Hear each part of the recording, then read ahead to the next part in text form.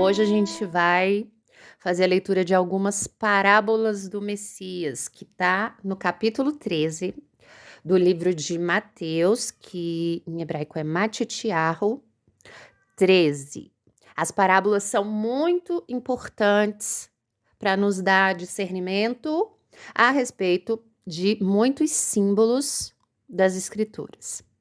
As parábolas também apontam para o reino. Então vamos lá, vamos fazer a leitura e aí a gente vai analisando alguns símbolos.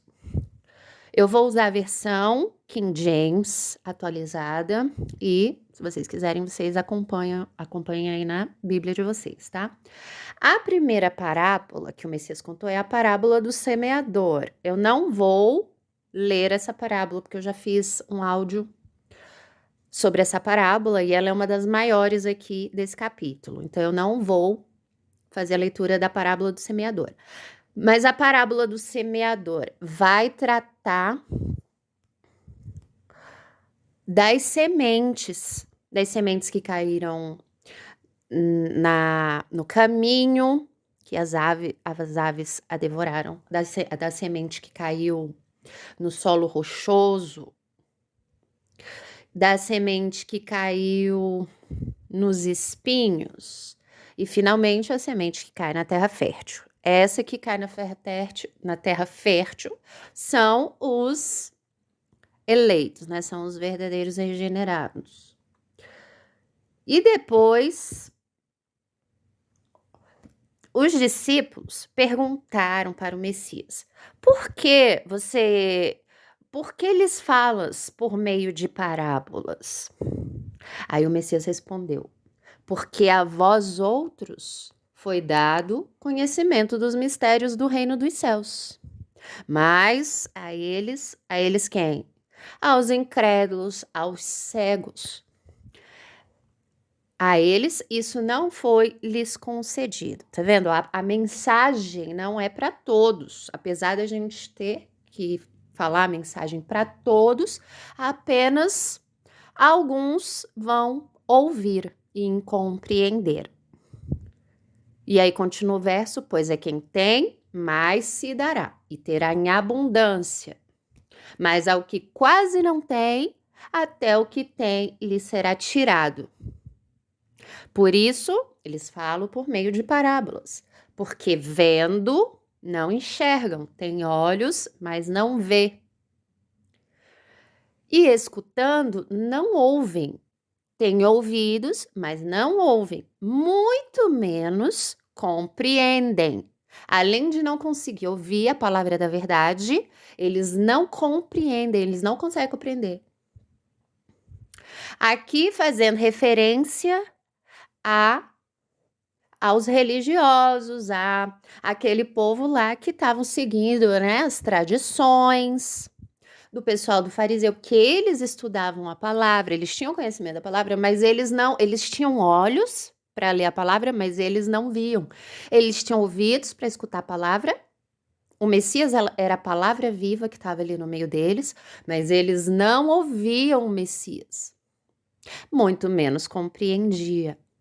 Então aqui, ó, nessa parte, o Messias está se referindo àquele povo lá que não estava compreendendo a mensagem dele. Por isso que ele diz aqui, ao que tem o quê? Tem capacidade de ouvir, tem capacidade de ver, tem capacidade de compreender.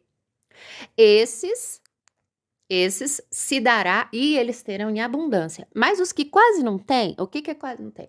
Tem o conhecimento da palavra, mas é um conhecimento limitado. É um conhecimento terreno, é um conhecimento que não produz vida. Então, a esses que quase não têm, até o que eles têm, até o pouco que eles têm da palavra, o que eles aprenderam da palavra será tirado. Esse é o sentido dessa mensagem. Aí, vamos continuar. No verso 14, o Messias fala: nele se cumpre a profecia de Yashayahu, que é Isaías em português. Ainda que continuamente estejais ouvindo a palavra, o Messias estava pregando a palavra.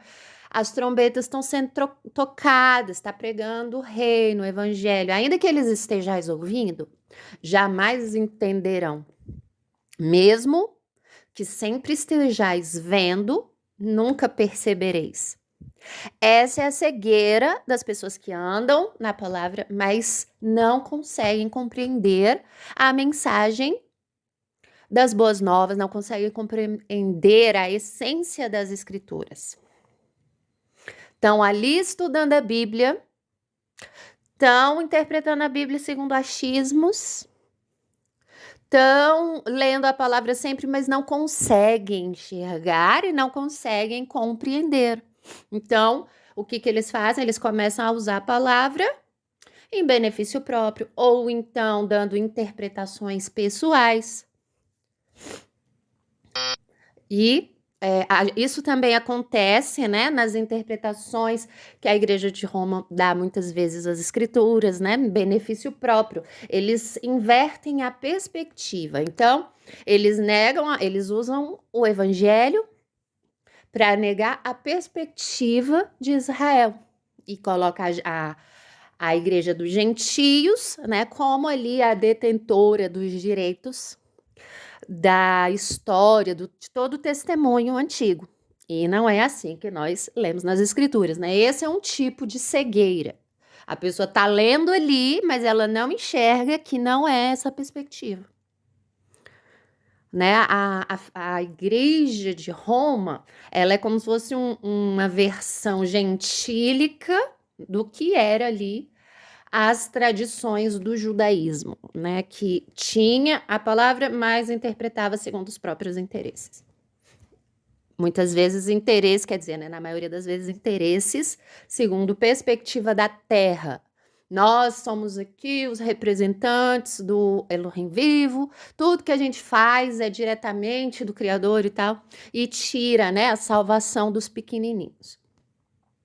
E aí o Messias continua falando, posto que o coração deste povo está petrificado, de má vontade escutaram com seus ouvidos. Má vontade, não quer ouvir a verdade. Eu não quero ouvir a verdade, eu não quero ouvir o que você fala da palavra, eu não quero ouvir a sua perspectiva das escrituras, que é segundo, né, o povo hebreu, mais o remanescente, né? Eu não quero ouvir porque eu não gosto de vocês são os meus inimigos.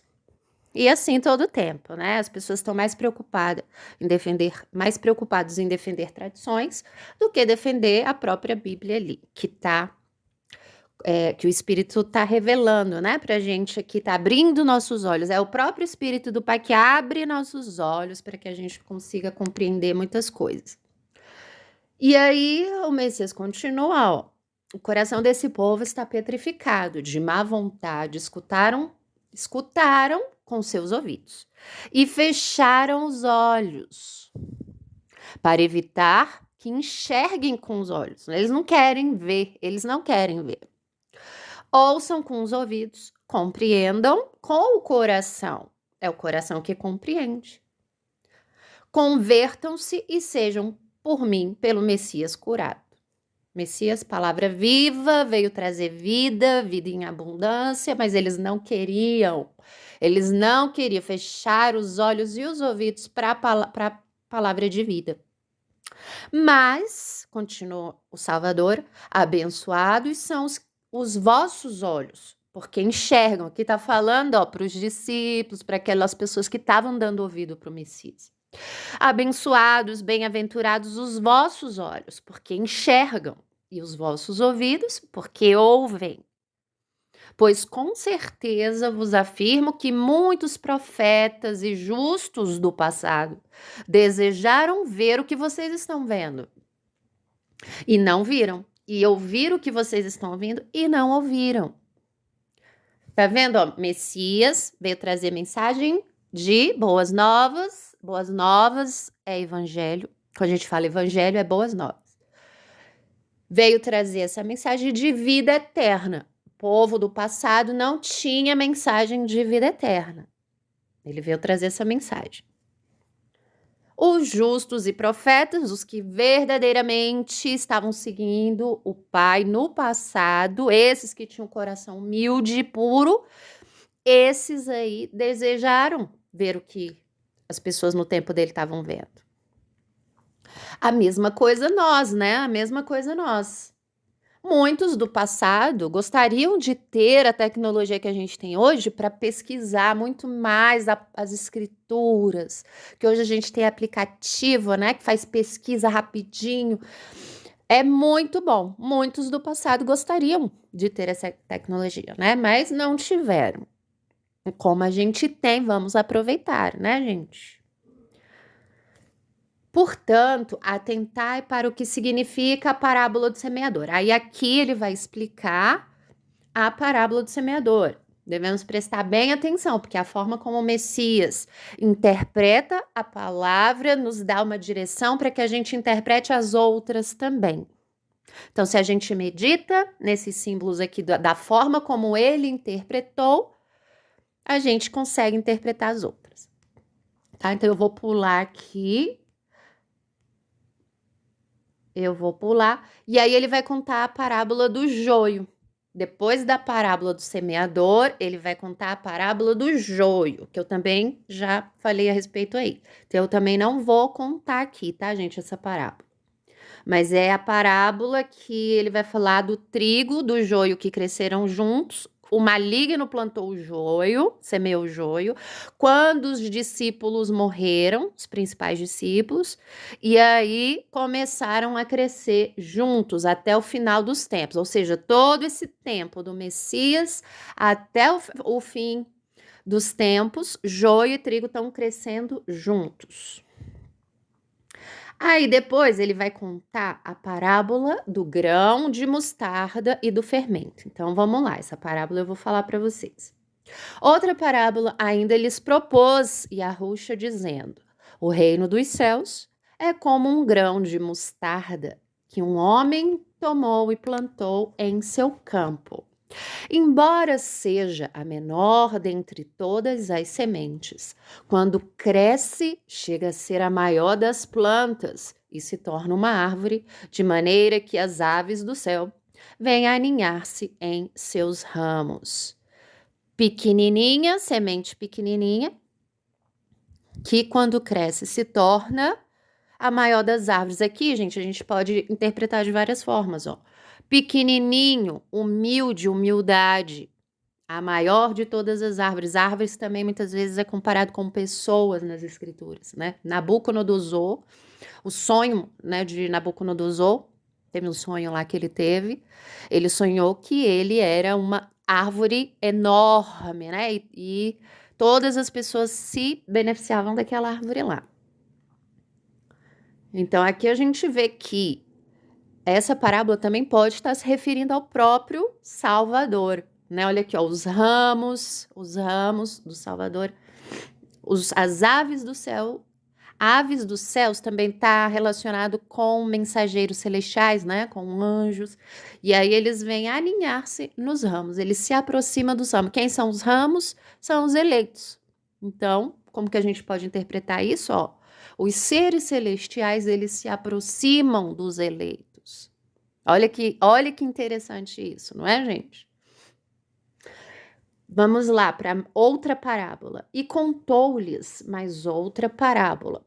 O reino dos céus é semelhante ao fermento que uma mulher pegou e misturou em 3 medidas de farinha, até que toda a massa ficou levedada. Aqui a gente tem uma versão boa de fermento, né? Porque sempre o fermento tá ligado com pecado, com coisas ruins, né? O fermento.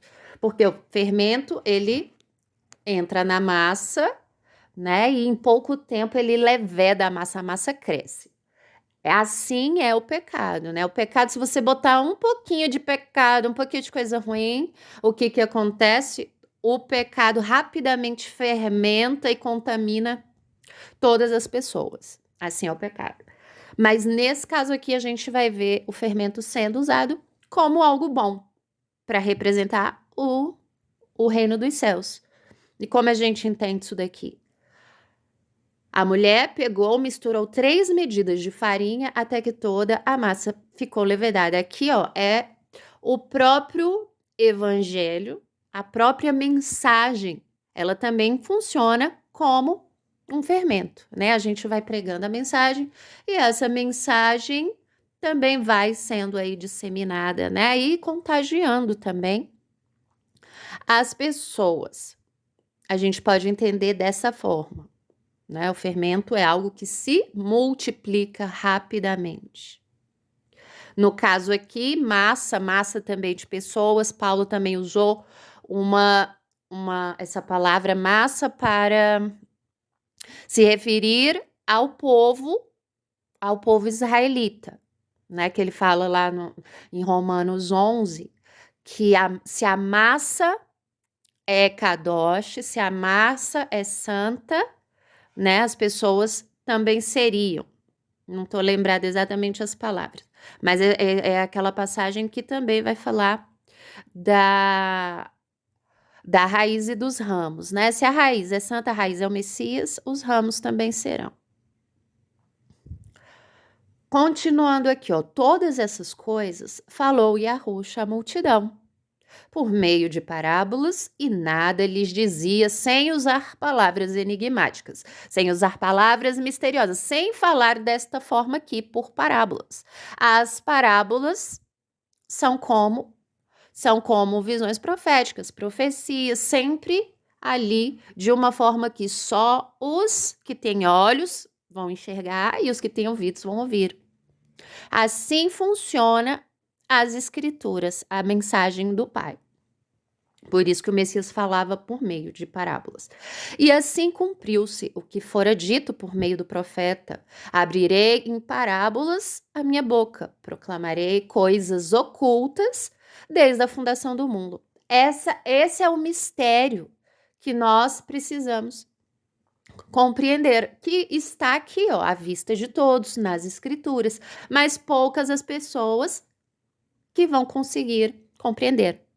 Tá vendo? Precisa ir para o ocultismo? Não precisa. A própria palavra é um livro que, por mais que esteja aí, disponível a todos, só uns poucos compreenderão. A palavra é pregada para vários, mas só uns poucos compreenderão. Não é isso que o Messias está ensinando aqui, gente? Aí aqui ele vai explicar a parábola. Na sequência, ele vai explicar a parábola do joio. Eu também já fiz áudio, né, sobre essa parábola. E aí ele vai dizer que o joio é os filhos do maligno e o trigo, os filhos do Criador. Vamos passar para a próxima. É a parábola do tesouro escondido e da pérola de grande valor. Ele continua: o reino dos céus assemelha-se a um tesouro escondido no campo. Lembra que Messias falou sobre campo? Campo é o mundo. O reino dos céus é um tesouro que está escondido nesse campo. Certo homem, tendo encontrado, escondeu novamente. Então, transbordando de alegria, vende tudo que tem e compra aquele terreno. Aqui é a mensagem da salvação do eleito. Quem encontra o tesouro é o eleito. Ele encontrou o tesouro, a vida eterna. É o grande tesouro do crente. E aí ele encontra esse grande tesouro e escondeu novamente. E aí ele negou, renunciou toda a vida no mundo dele, todos os tesouros da terra, para ter o grande tesouro que ele tinha achado escondido. Ó. Então, transbordando de alegria, vende tudo que tem e compra aquele terreno. O terreno do tesouro escondido. Assim é a nossa fé. Por isso que o Messias vai falar lá: não acumuleis tesouros na terra, que a traça come, mas acumulei tesouros do céu. Esse é o grande tesouro escondido.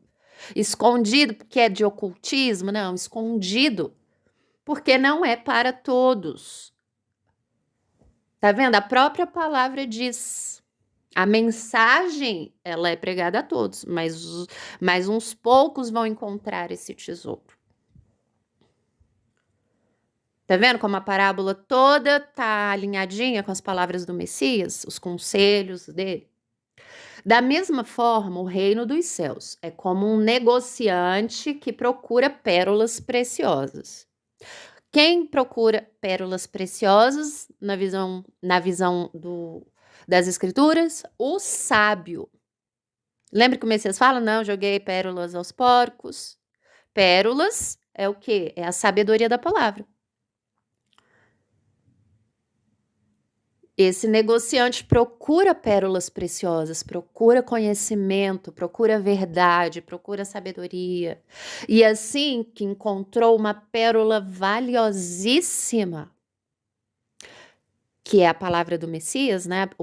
As promessas de vida eterna, foi, vendeu tudo o que tinha e a comprou. Tá vendo? Renúncia do mundo, renúncia aos tesouros do mundo, a tudo que a gente tem por precioso no mundo. Para quê? Para obter a palavra da verdade, para obter a palavra de vida eterna. Esse é o nosso maior tesouro. Isso daí tem a ver com teologia da prosperidade? Não, né, gente? Tá vendo como em tudo aqui nas escrituras sempre estão refutando aí essas heresias que a gente vê por aí? Mas é preciso ter olhos para enxergar, porque tudo que o Messias fala aqui, tudo tá alinhado, tudo tá alinhadinho com os conselhos, com tudo, as parábolas, tudo tá encaixado. Você vê o tamanho de sabedoria, a pérola de grande valor que tem aqui nas escrituras. Vamos continuar. Ele vai contar agora a parábola da rede. O reino dos céus é ainda semelhante a uma rede que, lançada ao mar, recolhe peixes de toda espécie. Ó como é que funciona o reino espiritual. Semelhante a uma rede que, lançada ao mar, recolhe muitos peixes. E quando está repleta, os pescadores a puxam para a praia. E então se assentam, juntam os bons em cestos, mas jogam fora os ruins. Assim também ocorrerá no final desta era. Chegarão os mensageiros, os anjos, irão separar os maus dentre os justos e lançarão os maus na fornalha ardente. E ali haverá grande lamento e ranger de dentes. Mais uma parábola também que está alinhada com a parábola do joio e do trigo, mas explicada de uma forma diferente, usando a analogia com peixes do mar. O reino dos céus é semelhante a uma rede. Vai jogar uma rede, a palavra é lançada, o evangelho é pregado. Essa rede e vai pegar vários peixes. Vai pegar eleitos e vai pegar falsos convertidos. Quem são os falsos convertidos? São as sementes que caem em solos que não frutificam. E aí o que vai acontecer?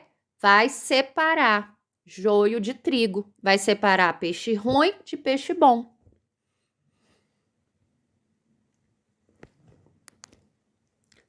Vamos para a próxima parábola. E lhes perguntou Yahushua: entendestes todas essas parábolas? Ao que eles responderam: sim, Senhor. Tá vendo? Todas as parábolas o Messias estava contando, duas ele deu a interpretação e as outras não. Mas ele perguntou: vocês entenderam as parábolas? E os discípulos entenderam. E aí Yahushua diz: portanto, todo mestre da Torá, todo mestre da lei, todos aqueles que estudam as escrituras com afinco, bem esclarecido quanto ao reino dos céus, tá vendo? Torá e evangelho. Reino dos céus vem com o evangelho. Reino dos céus não tem na Torá. Reino dos céus vem com o Messias. Todo mestre da lei, todo aquele que conhece as escrituras, a Torá, a antiga aliança, e também está bem esclarecido quanto ao reino dos céus, é semelhante ao quê? A um pai de família que sabe tirar do seu tesouro, qual que é o seu tesouro? As escrituras, coisas novas e coisas velhas, coisas novas que o Messias trouxe, a mensagem do reino, e coisas velhas, coisas antigas, que são os testemunhos antigos. Tá vendo, gente? É preciso saber unir a nova aliança com a antiga aliança, porque eles se completam. A nova aliança veio trazer luz para a antiga aliança. É assim que nós devemos ver a palavra. Nova aliança sem a antiga é uma fé sem fundamento. A antiga aliança sem a nova é uma fé terrena, que vive nas sombras ainda e nos rudimentos. Para a gente ter uma compreensão correta, é preciso unir as duas. Olha que lindo, né? E é disso que trata essa mensagem do Messias. Mestre da lei, aquele que estuda muito a Torá, a lei.